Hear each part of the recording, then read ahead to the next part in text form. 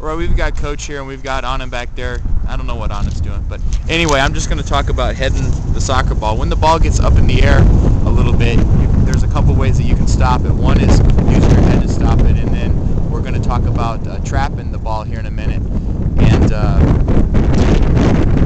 a couple different ways to stop the ball when you trap it. The first thing that we're going to talk about is heading. And when you head the ball, you want to use your forehead. You don't want to use your face. You don't want to hit the top of your head. He's pointing right to his forehead. And he's going to hit the ball and he's going to lean forward just a little bit. So go ahead on and show these guys how to see right there, right on his forehead, and see how he's leaning forward a little bit. Alright, one more time. He's got on his forehead, he's leaned forward. Now the next thing we're going to talk about is trapping. And the first trap that we're going to do, the ball's going to be on the ground. And so the ball just got passed on it, and he's going to trap the ball. He's just going to step on the ball and kind of just stop it, and he's going to give with it.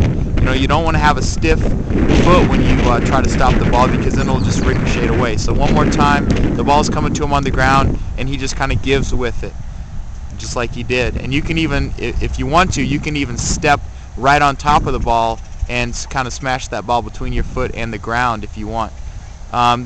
The next type of trap is, again, we showed you the chip pass where the ball was off the ground, it was up in the air, and if that happens, then you can use your head to kind of direct it, or you can trap it using your chest. So right here the ball's going to be up in the air, and Anand kind of stops it using his chest, because again, in soccer you cannot use your hands to stop the ball. So one more time, ball's in the air, and Anand, just kind of see how he gives with it.